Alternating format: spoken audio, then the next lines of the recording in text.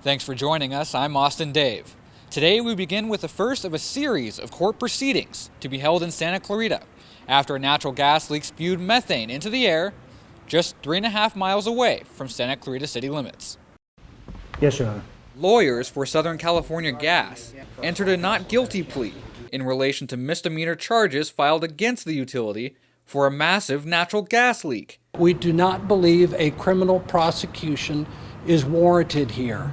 The leak was first detected in a storage field just over the hill from Stevenson Ranch. An accompanying odor forced Porter Ranch residents to leave their homes in the initial weeks following. I'm getting smells in my house, and it's getting me headaches and a little hard to breathe and somewhat dizzy, and I'm trying to stay home and not have to move. Our news team traveled to the site to ask officials if Santa Clarita residents could be impacted. Not just for the residents actually of Santa Clarita, but even the residents here in Porter Ranch. If you don't smell the odorant that we put in natural gas, then you're not being impacted by that gas. Officials did not give an exact answer on whether or not the natural gas reached the Santa Clarita Valley, but they did say levels of methane a mile away were within normal guidelines. The leaking well was temporarily sealed on February 11th, just before today's criminal case against SoCal Gas was heard in the Santa Clarita courthouse. We will look forward to presenting our evidence to the district attorney through the legal proceedings. And now we look at a new deal set to change the face of Santa Clarita's arts district by bringing in a new movie theater to downtown Newhall. After a somewhat contentious meeting, City Council officials voted 3-1 to approve a plan to help subsidize the construction of a Laemmle theater. The Chamber supports this development and feels it will create economic stability in an area where our members and the merchants struggle. Our staff joined Jason Crawford, Santa Clarita's Director of Economic Development, to get a look at the area proposed for the new theater. It's all coordinated, and in the middle there will be this courtyard plaza area that's open for the public to come in and have events. There'll be restaurants that have dining out there. The plan ultimately calls for $3.4 million for the theater and $15.2 million for a city-owned parking garage in the same area.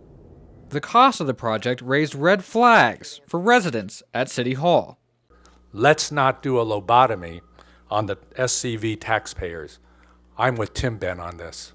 While some say the price tag is too high, several speakers supported the plan and welcomed a new theater venue. We need parking. Along with the parking, we need more reasons for people to come to downtown Newhall, and a Laemmle theater has been on the wish list for all of those 20 years. Now that it's close to becoming a reality, why anyone who wouldn't want this proposal to move forward is simply foolish and short-sighted.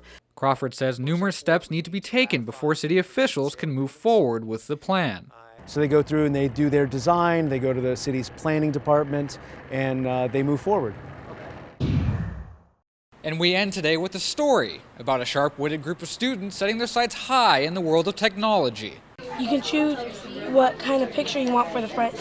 In a classroom riddled with gadgets and gizmos is a group of 9, 10, 11, and 12-year-olds plunging deep into the pool of technology. You have a group of dedicated, incredibly talented 5th and 6th graders who share their love of technology, their proficiency amongst not only each other, but with other students, other teachers, and other adults. The program is based on tech giant Apple's own Genius Bar, in such a way that allows students at Fair Oaks Ranch Community School to become technical consultants to help troubleshoot computer problems on campus. It's a lot of fun knowing that you can bank ideas off each other, and then you also have these people who want to get into engineering, like we have the robotics program and other things too, so it's great. The students are not only assisting each other, they're schooling their teachers in a lesson or two. The kids have taught me, I hate to admit, I didn't know how to use a GoPro, and they taught me how to use a GoPro. And these ambitious preteens don't believe in setting small goals. I want to go to MIT.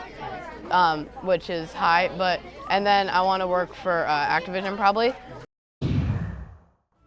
That does it for us today. Thanks for joining us. For all of my colleagues at Signal Multimedia, I'm Austin Dave, and we'll see you again next Wednesday.